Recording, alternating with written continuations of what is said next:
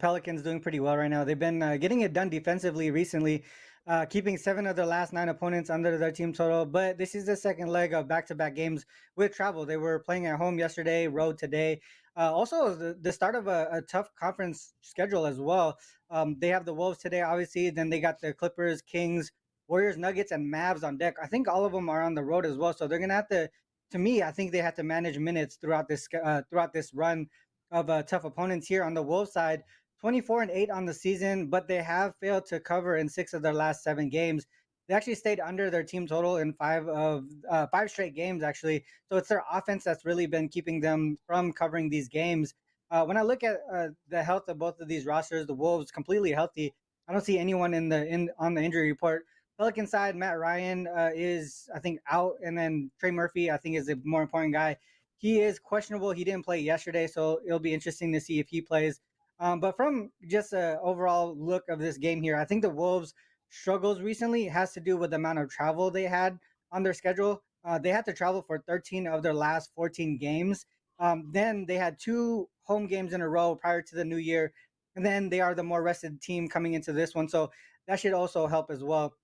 I think the when I look towards the Pelican side, they're also I think 1-2 against the Wolves here straight up on the season, covering the last two. But the first game, I believe, sorry, the second game they were on the Wolves were on the tail end of a 5 game road trip. So that was a tough spot for the Wolves, and that's why they did end up winning that game, but they didn't cover. The third game, the Pelicans they won that game. The Wolves were without Anthony Edwards, and the Pelicans were at home on 3 days of rest. So they had a really good spot there for the Pelicans to win that one outright. From a matchup perspective, though, when fully healthy, I think that the Wolves are the better team overall. Also, they have the schedule advantage going into this one as well. Like I said, Pelicans second leg of back-to-back games with travel.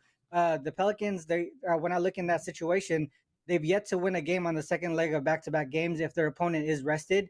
0-3 straight up in that spot, and then they were actually favored in 2 of those, and they're 0-2 against the spread if the second leg of back-to-back games is on the road. They lost outright to the Jazz, 100 to 105. They lost to the Bulls outright as well. They were favorites in that one, 118 to 124. And if you look at the Wolves at home, right, they're dominant at home, 14-1 on the season. They're only allowing opponents to score 102 points per game at home. If their opponent is on the second leg of back-to-back games, they have yet to lose a game in that spot, and they're winning by an average of 12 almost 12 and a half points per game. And none of those wins were less than 7 points. So for me, I like the matchup. I like the spot here for the Wolves. Ronald Cabang says, take a look at Minnesota minus the points. Bet against New Orleans on the second of back-to-backs this evening. Ronald, what do you have to promote over at wagertalk.com right now?